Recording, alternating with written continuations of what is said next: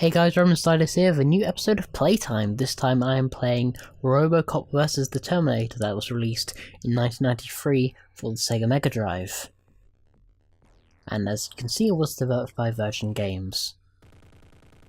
Now, this game is based on a 1992 Dark Horse Comics crossover by Frank Miller, which involved both Robocop and the Terminator.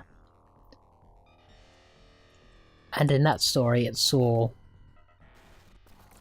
Skynet send the several Terminators back in time to protect Robocop,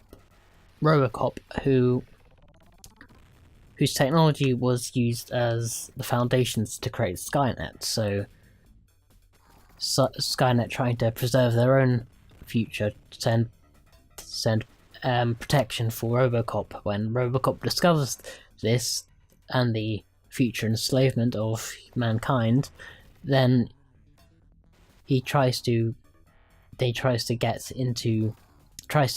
Skynet, but along the way he becomes digitized and is able to reassemble himself in the future,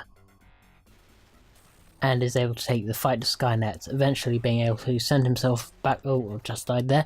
Being able to send himself back in time to take down an earlier incarnation of Skynet, and upon doing so, Robocop disappears, as with no Skynet, that version of Robocop did not exist, which leads to a different Robocop existing. It's a bit confusing, but that's time travel for you, and that's the basic gist of the story. And this game, much like the Robocop franchise, is very violent. And you are very OP in this game, I must say. It's very graphic as well, and that's the end of the first section. That's stage clear.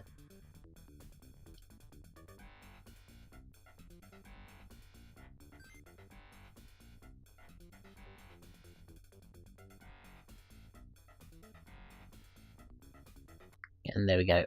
Into the next areas, the streets of Detroit, which is where Robocop is set. But yeah, this is incredibly maneuverable as Robocop. You can jump and slowly lumber forward.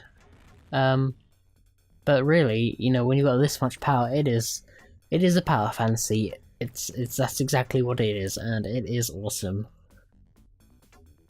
There we go. It's just pretty much one-hit kills.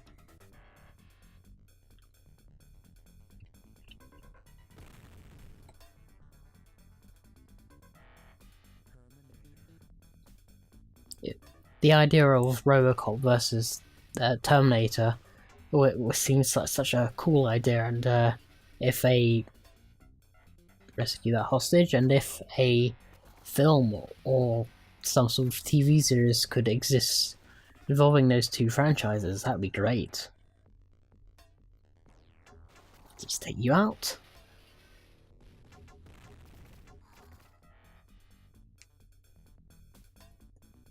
There is also a version of this game for the Super Nintendo, and that is quite a different version to this game, as that version of the game for the SNES was developed by Interplay. This was created by Virgin Games USA. And that game features a resistance soldier and focuses more on the John Connor storyline. And this just is pretty much exclusively on Robocop.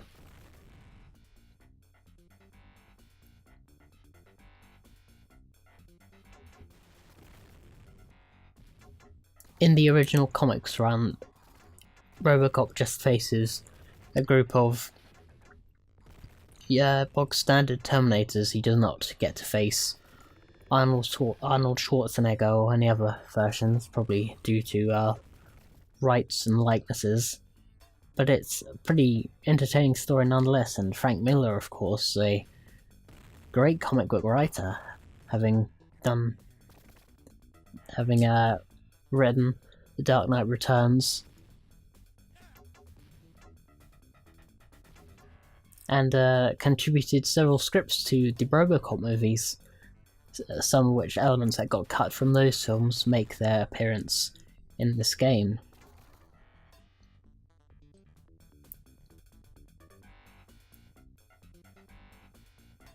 It's interesting, as the new Robocop film will come out next year, as to how it decides to take things. It seems to focus more on the more human side of Robocop, with Alex. Oh, just died there with Alex Murphy's family. They seem to have a much more prominent role than they did in the original films. And of course, the original Robocop films were, of course, incredibly violent, so I think the violence is going to be toned down, but, you know, that will always miff the purists. So, I'm gonna say the jury's still out on this one, and we'll just have to wait and find out what the new Robocop film will be like. It is a remake. And they don't usually have the best of reputations, but we're just gonna have to wait and see on that one.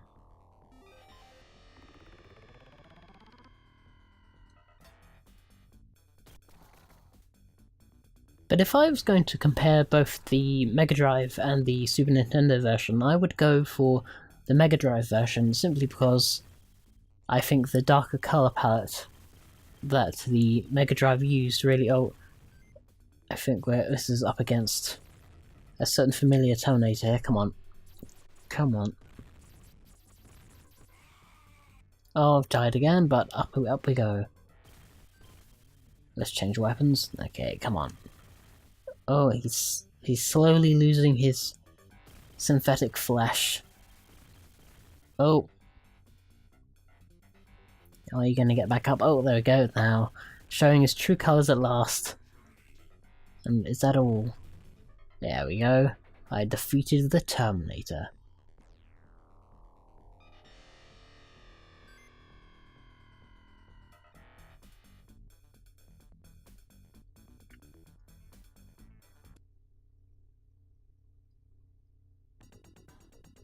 Alright, here we go, we're on a construction site.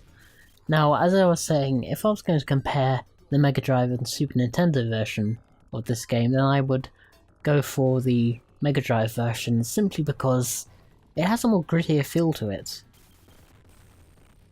There's a certain polish the SNES version has, which, you know, it works, but, you know, I prefer this look for it, and the Super Nintendo was technically more advanced than the Mega Drive, but I think the limited colour palette the Mega Drive had really lends itself well to the dark and quite moody atmospherics of Robocop. You can see the skyline in the backdrop there. Come on, there we go. Come on, let's try to... Come on. There we are. It helps that you basically have one-shot kills. Makes you feel very, very overpowered. But you would expect this from a cyborg.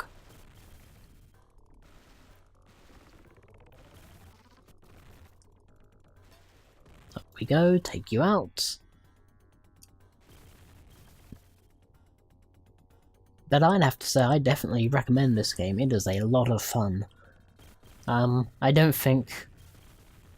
I'm really only discovering this game now. I don't think my parents would have let me play this game at all when it came out. But if you can track this down, it's great fun. Definitely become, in the short time I've played it, but definitely has become one of my favourite 16-bit games. Take you down.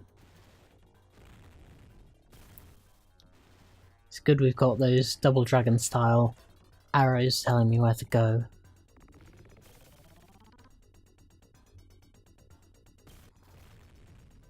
Come on, take you down.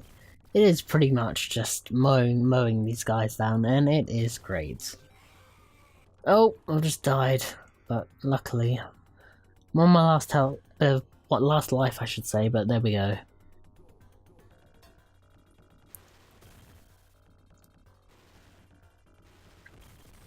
Come on, there we go. Anyway guys, I think I'm going to stop things here. This has been Robocop vs The Terminator for the Sega Mega Drive. Remember to follow me on Facebook and Twitter for updates, and I will see you guys next time. So until then, peace out guys.